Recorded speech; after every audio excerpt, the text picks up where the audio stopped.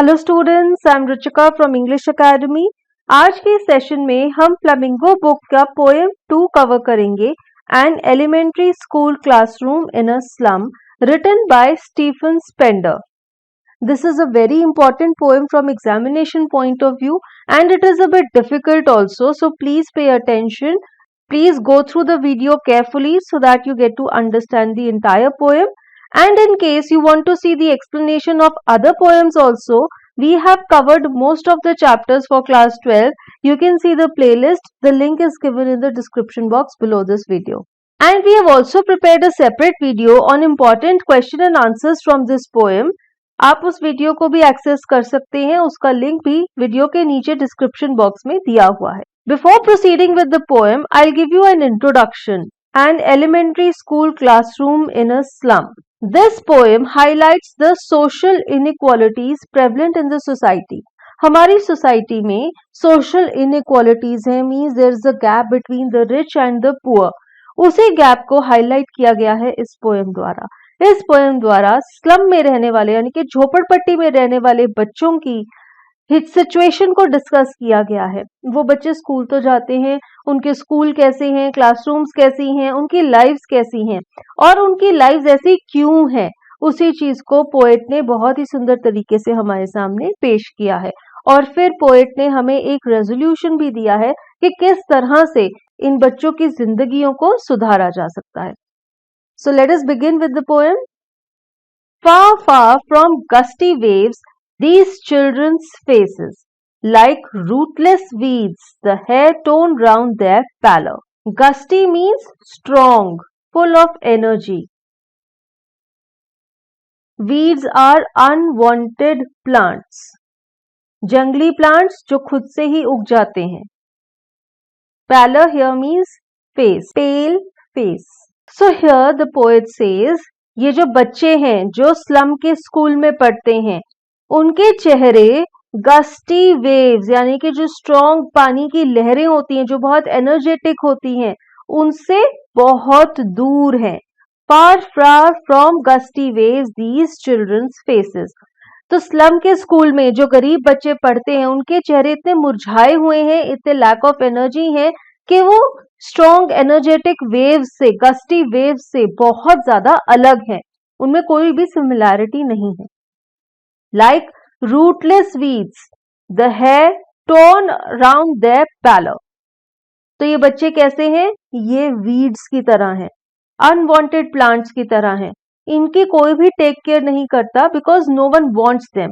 ये सिर्फ पैदा हो गए हैं, लेकिन इनके पेरेंट्स नहीं चाहते कि ये पैदा हो, ना ही वो उन्हें अच्छे से पालते हैं, तो ये अनवांटेड हैं। और उनके चेहरे बिल्कुल पेल हैं, कलरलेस हैं, क्योंकि वो बहुत कमजोर हैं, मैल न्यूट्रिशन से सफर करते हैं।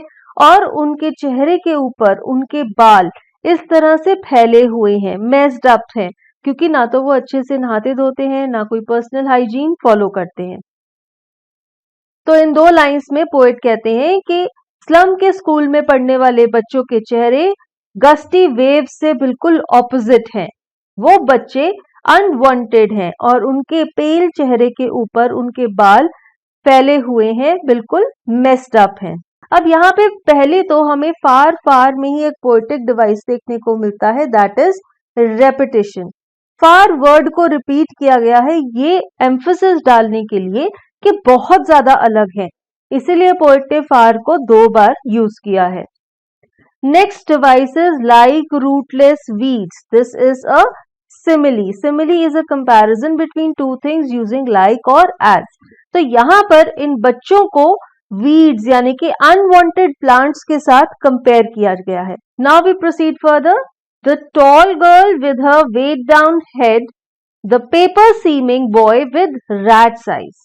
तो अब पोएट क्लास में बैठे हुए कुछ बच्चों को डिस्क्राइब कर रहे हैं। तो कहते हैं कि क्लास में एक ऐसी लड़की है जो बहुत ही टॉल है, लेकिन उसका सिर आगे की तरफ झुका हुआ है। अब उसका सिर आगे की तरफ क्यों झुका हुआ है?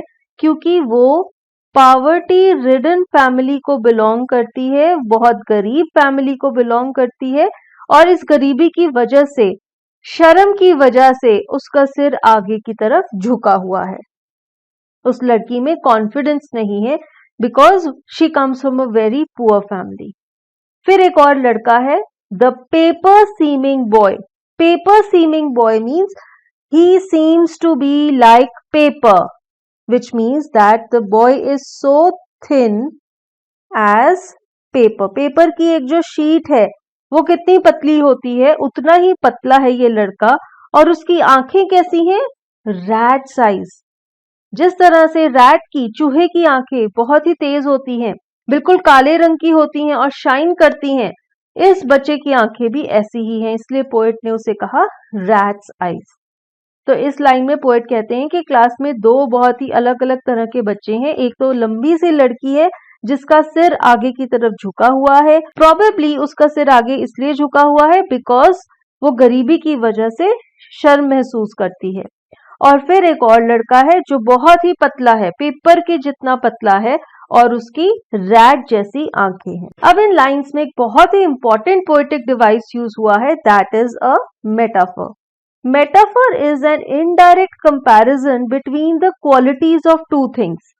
यहाँ पर paper seeming boy is a metaphor. Paper की थिननेस को, पेपर का जो पतलापन है, thinness, that is compared to the boy's thinness. तो कहते हैं कि लड़का इतना पतला था जिस तरह से पेपर की एक शीट होती है। Again another metaphor is used in rat's eyes. तो उस बॉय की आंखों को चूहे की आंखों के साथ कंपेयर किया गया है।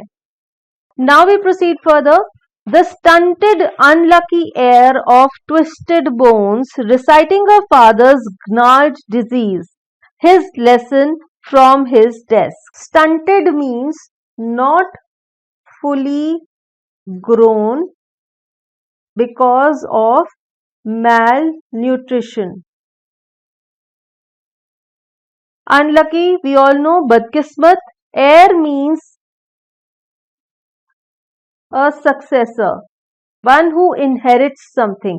आप अपने बड़ों से जो चीज इनहेरिटेंस में पाते हैं उसके आप हेयर होते हैं। ट्विस्टेड मीन्स मुड़ी खुड़ी होना, ट्विस्टेड होना, घूमा हुआ होना। Reciting means to speak something. Gnarled means rough.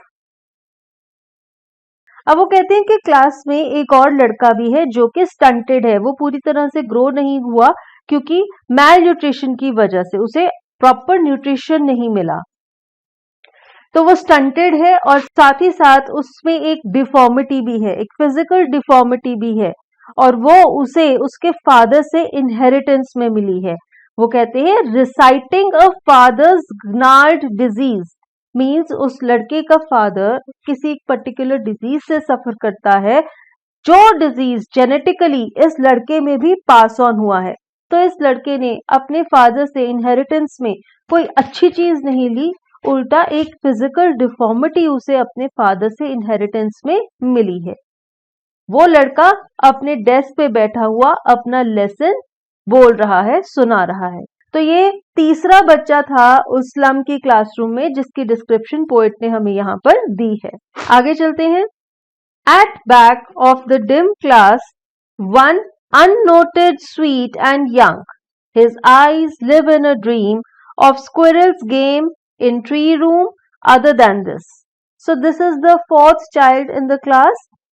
He is sitting at the back of the class and class कैसी है? dim है, यानी कि उसमें प्रॉपर लाइटिंग भी नहीं है। तो क्लास की पिछली तरफ एक और लड़का बैठा हुआ है।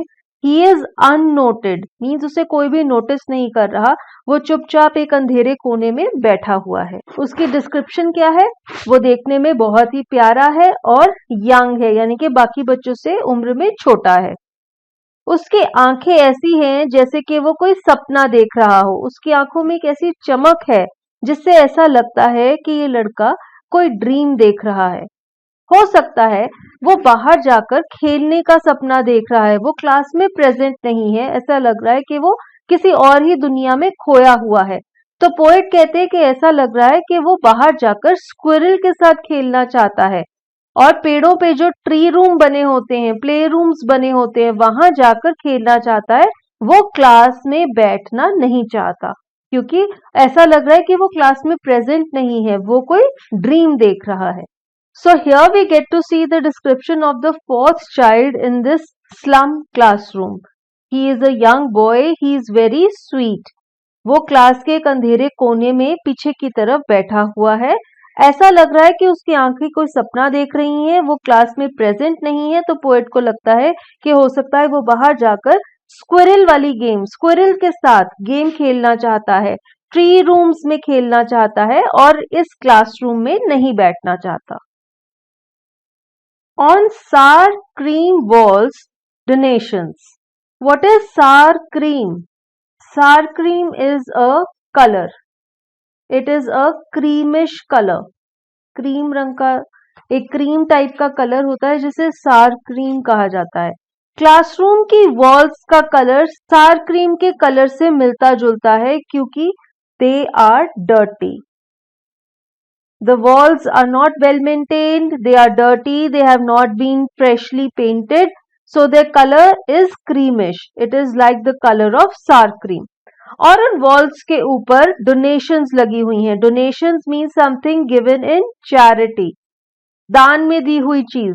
और वो donations क्या हैं? वो अलग अलग images हैं, maps हैं,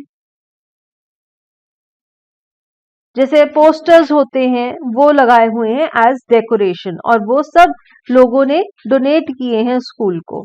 अब यहाँ पे एक और बहुत इंपॉर्टेंट पोएटिक डिवाइस है, सार cream walls. Again this is a metaphor.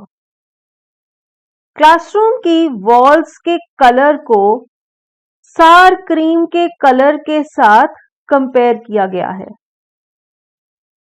So this is a comparison, indirect comparison between the color of two things. This is a metaphor. Now we proceed further. Shakespeare's head, cloudless at dawn, civilized dome riding all cities. अब यहाँ पर poet हमें बता रहे हैं कि walls के ऊपर जो डोनेटेड चार्ट्स लगे हुए हैं वो किन किन चीजों के हैं. तो पहला तो है एक इमेज है शेक्सपियर की. बहुत ही फेमस इंग्लिश राइटर हुआ करते थे शेक्सपियर. उनकी इमेज लगी हुई है और उनका सिर कैसा है? बॉल्ड है. फिर एक और इमेज लगी हुई है सनराइज की. सनराइज पे जो आसमान है वो क्लाउडलेस है, कोई बादल नहीं है. Dawn means sunrise. और ये जो सन है ये होराइजन पर ऐसा दिखाई दे रहा है जैसे कोई डोम होता है. डोम का शेप कैसा होता है? Semi circular. तो सूरज की शेप भी इस डोम की शेप की तरह है. ऐसे लग रहा है कि ये जो डोम है ये सारे शहरों के ऊपर उठ रहा है. इस तरह से जब सूर्योदय होता है वो होराइजन पे आपको डोम शेप का दिखता है, सेमी सर्कल शेप का दिखता है. इसी तरह से ये सन इमेज में भी दिख रहा है और ऐसे लग रहा है कि ये सब सिटीज के ऊपर राइज कर रहा है. सिविलाइज्ड डोम पोएट ने इसलिए कहा क्योंकि इमेज में सारी सिटीज दिखाई गई हैं, तो ये जो सन है ये इन सिविलाइज्ड एरियाज के ऊपर राइड कर रहा है, वहां से निकल रहा है. इन लाइंस में हमें एक और पोएटिक डिवाइस देखने को मिलता है, दैट इज एल्यूजन. एल्यूजन क्या होती है? जब पोएट्री में किसी फेमस पर्सन, किसी फेमस प्लेस को रेफर किया जाता है, that is the device of allusion. यहाँ पे जब शेक्सपियर को रेफर किया जा रहा है, Shakespeare was a very famous playwright, he was a very famous writer of English literature, तो उनको जब रेफर किया जा रहा है, this is the device of allusion. We read further. Belled flowery Tyrolese valley. Tyrolese valley is a famous valley in Austria. आपकी book में इसके बारे में बताया गया है, pertaining to the Tyrol and Austrian alpine province. Austria में जहाँ पे एल्पाइन माउंटेन्स हैं, एल्प्स हैं, वहां पे एक बहुत ही फेमस वैली है जिसे टायरोल कहा जाता है. उसी से पोएट ने टायरोलीस वैली लिखा है. तो कहते हैं ये जो वैली है इसमें बहुत सारी बेल्स और फ्लावर्स पाए जाते हैं. बेल्स क्यों पाई जाती हैं? क्योंकि यहाँ पे बहुत सारे चर्चेस हैं, चर्चेस में बेल्स लगी होती हैं और इस वैली में बहुत ही खूबसूरत फूल भी हैं. तो कहते हैं कि एक और इमेज लगी हुई है क्लासरूम की वॉल पर जहां पर आपको बहुत ही खूबसूरत टायरोलीस वैली की इमेज देखने को मिलती है. ये थी हमारी थर्ड इमेज इस क्लासरूम के वॉल पर। अब यहाँ पर भी हमें एल्यूजन देखने को मिलती है जब पोएट ने टायरोलीज वैली को रेफर किया है, बहुत ही फेमस टायरोल वैली को, तो यहाँ पे वो एल्यूजन का पोएटिक डिवाइस यूज कर रही हैं। We read further, open-handed map awarding the world its world. This is the fourth image on the wall. This is the world map. World map भी लगा हुआ है उस वॉल पर, जिसे पोएट कहते हैं awarding the world it's world, यानी कि जितनी भी दुनिया है वो अपनी दुनिया को देख सकती है।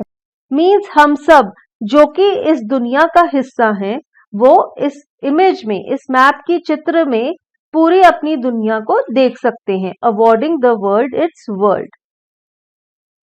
तो ये फोर्थ इमेज है जो कि वॉल पर लगी हुई है, the world map. Further the poet says, and yet for these children these windows not this map their world where all their futures painted with a fog. तो यहाँ पर पोएट क्या कहना चाहते हैं, वो कहते हैं कि जो बच्चे हैं जो स्लम की इस क्लासरूम में पढ़ रहे हैं, इनके लिए उनकी दुनिया ये मैप नहीं शो कर रहा, उनकी दुनिया इस मैप में एग्जिस्ट ही नहीं करती।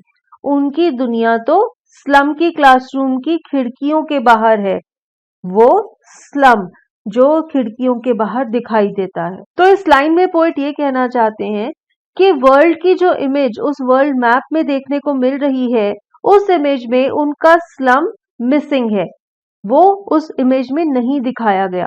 इसीलिए बच्चे उस इमेज के साथ रिलेट नहीं कर सकते, because their slum is not shown in the map. उनकी दुनिया उस स्लम तक ही रिस्ट्रिक्टेड है, वो कभी भी उस स्लम के बाहर नहीं गए हैं। इसीलिए उनकी क्लासरूम की खिड़की के बाहर जो झोपड़पट्टी का एरिया उन्हें देखने को मिल रहा है, वो ही उन बच्चों की दुनिया है, ना कि वो दुनिया जो उन्हें उस मैप की इमेज में देखने को मिल रही है। So they cannot relate to it. Further he says, where all their futures painted with a fog. जब हम फॉग में होते हैं, आपने कभी फॉग में अगर देखा है तो कैसा हो जाता है, सब कुछ हेजी हो जाता है, धुंधलापन होता है, क्लियर नहीं दिखता, अनक्लियर हो जाता है सब कुछ। तो पोएट यहाँ पर कह रहे हैं कि ये जो स्लम है, ये जो झोपड़पट्टी का एरिया है जो खिड़की के बाहर दिखाई दे रहा है, यहाँ पर इन बच्चों का जो फ्यूचर है, इन बच्चों का भविष्य है, वो अनक्लियर है, फॉगी हो गया है, बिकॉज कोई भविष्य है ही नहीं। झोपड़पट्टी के इलाके में जब वो रह रही हैं, वहां से वो निकल ही नहीं पाएंगे, वो उस दुनिया से निकल ही नहीं पाएंगे, उन्हें उसी तरह की दुनिया में रहना पड़ेगा और वहां पे उन्हें कोई बहुत अच्छा, बहुत ब्राइट फ्यूचर नहीं मिल सकता।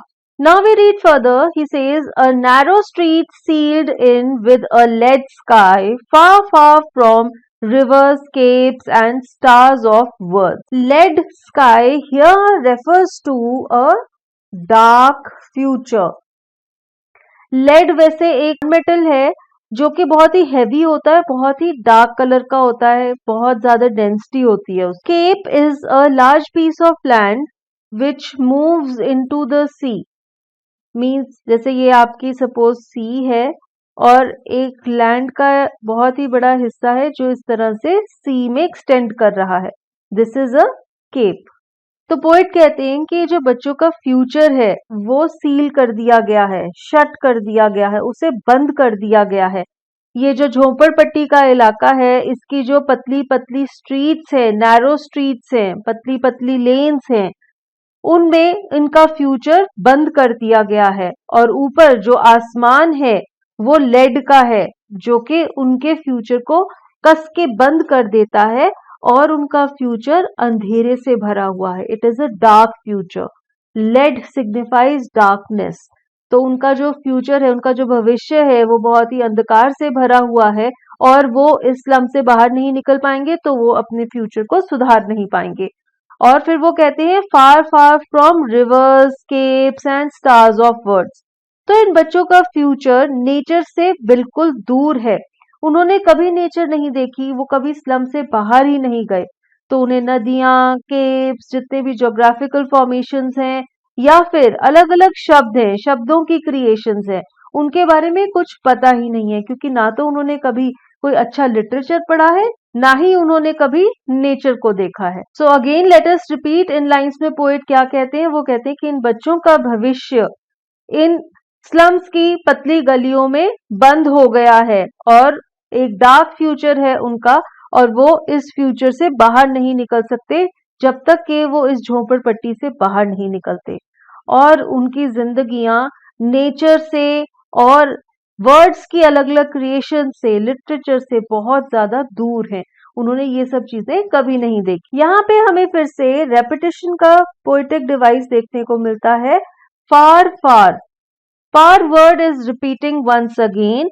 Again poet wants to lay emphasis on this that very far, he wants to say बहुत ज्यादा दूर, इसीलिए उन्होंने far word को रिपीट किया है। मीन्स उनकी लाइफ्स नेचर से, लिटरेचर से बहुत ज्यादा दूर है। उन्होंने बिल्कुल भी अपनी वाइल्डेस्ट इमेजिनेशन में भी इन चीजों को नहीं देखा है। And here sealed in with a lead sky, this is a metaphor. The future of the children has been compared to the sky. So he says that the future is dark, just like the lead sky, which is also dark. Now we move ahead. Surely Shakespeare is wicked, the map a bad example, with ships and sun and love tempting them to steal. Wicked means bad or evil. Tempting means something that creates desire. आपको ललचाती है अगर कोई चीज, that is tempting. अब इन बच्चों के लिए Shakespeare is wicked. Why is Shakespeare wicked? Shakespeare is evil because these children cannot relate to the literature written by Shakespeare. Those things do not fit into their lives. अब वो लोग झोपड़पट्टी में रहते हैं, उन्होंने कभी उसके बाहर की दुनिया देखी ही नहीं, इमेजिन ही नहीं कर सकते, तो शेक्सपियर की राइटिंग्स को भी वो समझ नहीं सकते, एनालाइज नहीं कर सकते, इसलिए शेक्सपियर उनके लिए बहुत बुरा है। उनका एटीट्यूड ही ऐसा बन गया है, नेगेटिव एटीट्यूड बन गया है। वो हर एक चीज को, हर एक व्यक्ति को बुरी नजर से देखते, किसी को भी पॉजिटिव नहीं लेते, तो इसी तरह से वो शेक्सपियर को भी ईविल समझते हैं। The map a bad example. अब जो इमेज है मैप की, वो एक बैड एग्जाम्पल है इन बच्चों के लिए, बिकॉज वो उसको भी रिलेट नहीं कर सकते। उन्होंने अपने स्लम की बाहर की दुनिया को नहीं देखा और इस मैप के ऊपर उनका स्लम नहीं दिखाया गया, तो वो सोच ही नहीं सकते कि ये मैप किस चीज का मैप है, कौन सी जगह का मैप है, ऐसी जगह कहाँ पर एग्जिस्ट करती हैं, ये चीजें उनके डिक्शनरी के बाहर है। फिर वो कहते हैं ships and sun and love tempting them to steal. अब वो कहते हैं कि उनके वॉल्स के ऊपर जो अट्रैक्टिव इमेजेस लगी हुई हैं, शिप्स की, राइजिंग सन की, लव की, टायरोलीज वैली की, ये सब चीजें उन्हें टेम्प्ट करती हैं, उन्हें ललचाती हैं, और उन्हें क्या वे आउट दिखता है? उन्हें लगता है कि वो स्टील कर सकते हैं, वो चोरी कर सकते हैं, थेफ्ट कर सकते हैं, क्योंकि ऐसा करके वो इन चीजों को पा सकते हैं जिनके लिए वो ललचा रहे हैं। तो ये जो बच्चे, इससे पोएट ये बताना चाहते हैं कि उनका फ्रेम ऑफ माइंड ऐसा बन गया है कि अगर उन्हें कोई अच्छी चीजें दिखाई भी जाएं तो उन्हें पाने के लिए वो एक गलत तरीका ही अपनाएंगे। तो उनकी सोच के रास्ते को बदलना ज्यादा जरूरी है। उन्हें इस तरह की इमेजेस क्लासरूम में लगाने से कोई फायदा नहीं है जब तक कि उनके वे ऑफ थिंकिंग को चेंज नहीं किया जाता, और उनका वे ऑफ थिंकिंग तब तक चेंज नहीं होगा जब तक कि वो इस स्लम से बाहर नहीं निकलेंगे। फर्दर पोएट कहते हैं, for lives that slyly turn in their cramped holes. Further the poet says, for lives that slyly turn in their cramped holes from fog to endless night. Lives यहाँ पे कौन सी हैं? ये बच्चों की लाइफ। Slyly means trickily, चालाकी से। Cramped means crowded. Holes here refers to their homes. तो यहाँ पर पोएट कहते हैं कि बच्चों की जिंदगियां उनके घरों में रिस्ट्रिक्टेड है। उनके घर कैसे हैं? बहुत ज्यादा क्राउडेड है, छोटे छोटे घरों में बहुत सारे लोग रहते हैं। तो ये सब बच्चे भी अपने इन घरों में क्रैम्प होकर रह रहे हैं। और उनके पास इन घरों से बाहर निकल के जाने के लिए कोई और जगह नहीं है। फॉग से लेकर एंडलेस नाइट तक। तो कह रहे हैं कि अभी जब वो इस स्लम में रह रहे हैं तो उनकी जिंदगियां कैसी हैं, फॉगी हैं, अनक्लियर हैं।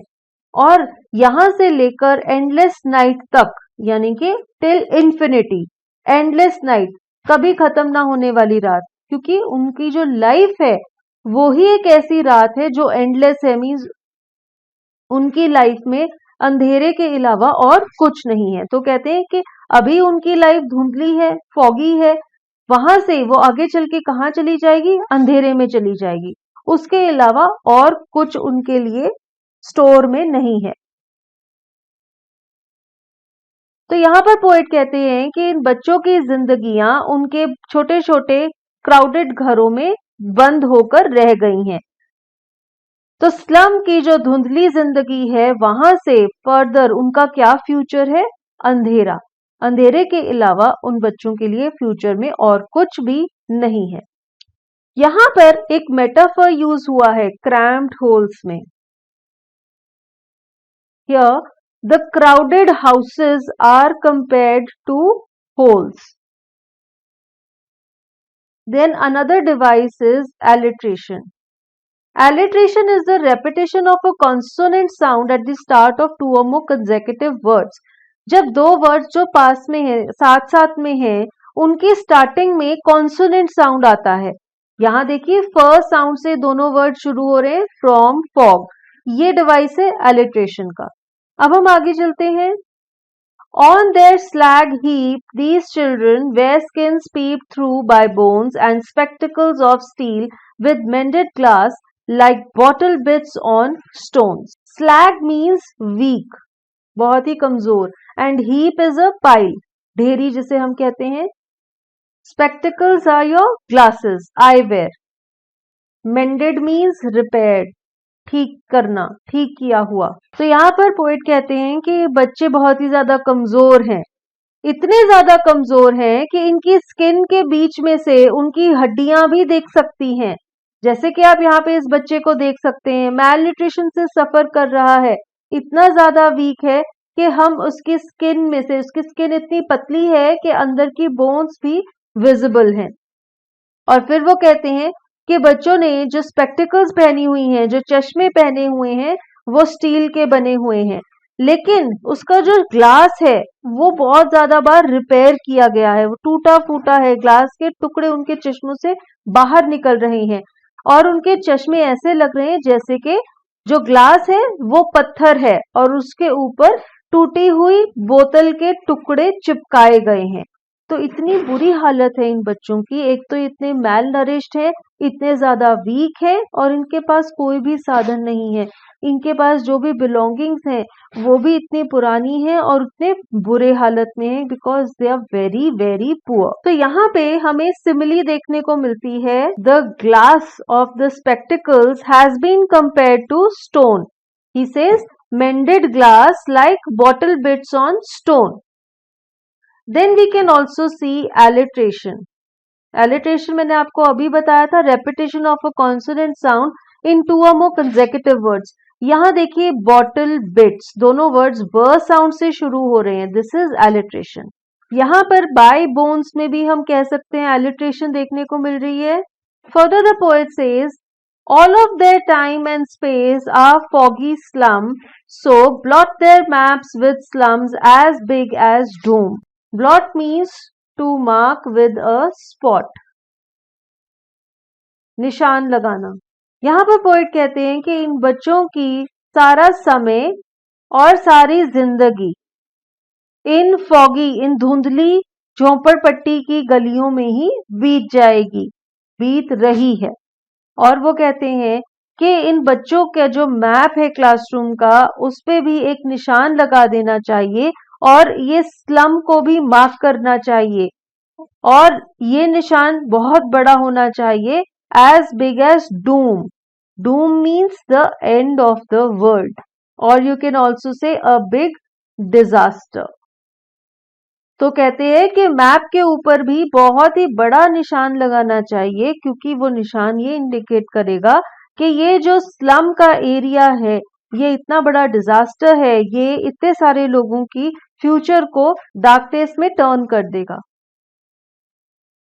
तो इन लाइंस में पोएट ये कहते हैं कि स्लम के क्लासरूम में पढ़ने वाले सभी बच्चों की जिंदगी का फ्यूचर क्या है, फॉगी है, बिकॉज वो इसी स्लम में रहेंगे जो इन्हें एक अच्छी जिंदगी नहीं दे सकती। और वो कहते हैं कि क्लासरूम में जो वर्ल्ड मैप का इमेज लगा हुआ है वहां पर भी एक निशान लगा देना चाहिए इस स्लम को इंडिकेट करने के लिए, और वो निशान बहुत बड़ा होना चाहिए क्योंकि वो ये रिप्रेजेंट करेगा कि स्लम में रहने वाले लोगों की जिंदगी भी एक बहुत बड़ा disaster. Further he says unless governor, inspector, visitor.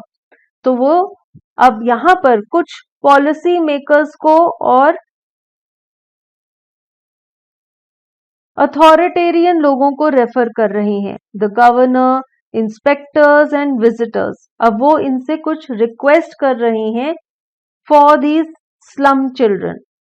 He says unless governor, inspector, visitor, this map becomes their window and these windows that shut upon their lives like catacomb. What is a catacomb? आपकी book में दिया हुआ है, catacombs are a long underground gallery with excavations in its side for tombs. The name catacombs before the 17th century was applied to the subterranean cemeteries near Rome. Rome, that is in Italy, वहां पर ये underground burials मिले हैं जिन्हें catacombs कहा जाता है। Means यहाँ पर डेड बॉडीज को दफनाया गया था बिफोर द 17th सेंचुरी। अब इस लाइन में पोएट कहते हैं कि एक ही वे आउट है इन बच्चों की जिंदगियों को सुधारने का। वो वे आउट कौन प्रैक्टिस कर सकता है? Governor, inspector, visitor. और वो क्या है? वो कहते हैं unless this map becomes their window and these windows that shut upon their lives like catacombs. तो कहते हैं कि ये जो मैप है ये इन बच्चों की विंडो बन जाना चाहिए, मींस कि उन्हें इन स्लम से बाहर ले जाना चाहिए। These windows means the slum windows. Slum की क्लासरूम की जो विंडोज हैं वो बच्चों की जिंदगियों को बंद कर रही हैं, उनके फ्यूचर को डार्कनेस में भेज रही हैं, वो उनकी जिंदगियों को ब्यूरियल बना रही हैं, कैटाकॉम्स बना रही हैं, बिकॉज उनकी जिंदगी में कोई बेटर फ्यूचर नहीं है।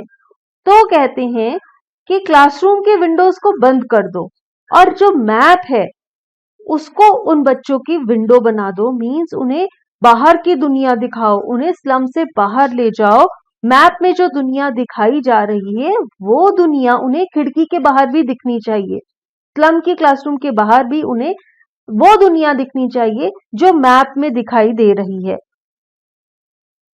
यही एक ऐसा वे आउट है जो इन बच्चों की जिंदगी को सुधार सकता है।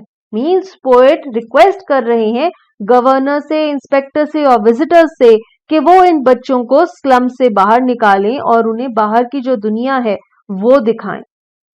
Here again we can see simile. Windows have been compared to catacombs. So the poet says that these windows means slum की classroom की जो windows हैं they are like catacombs.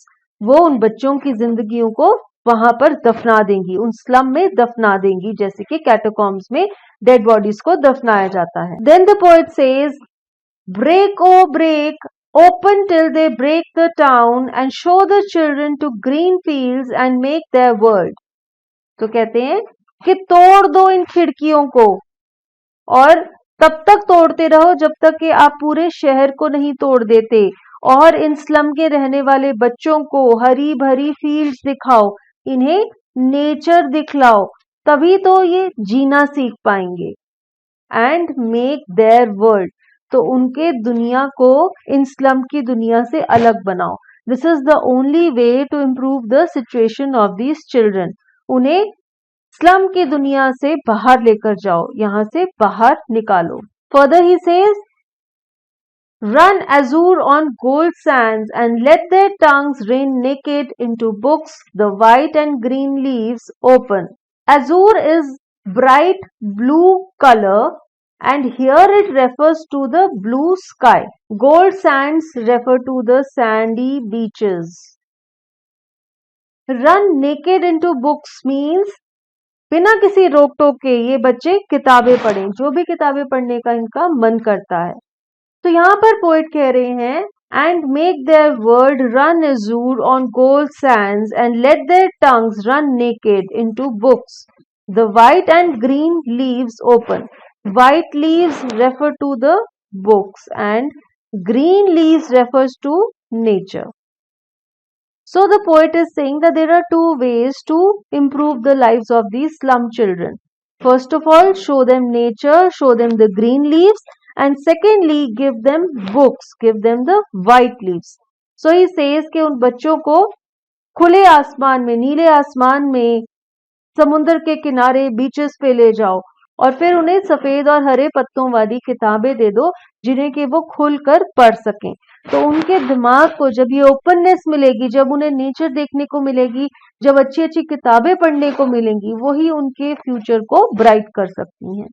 So over here books, the white and green leaves is a metaphor. The white leaves refer to books and green leaves refers to nature. And we can also see another device in these two lines, that is anaphora. When two consecutive lines start with the same word, यहाँ देखिए पहली line भी run word से शुरू हो रही है, next line भी रन वर्ड से शुरू हो रही है। ये पोएटिक डिवाइस है एनाफोरा का। Run azure on gold sands, run naked into books, this is anaphora. Now we read further.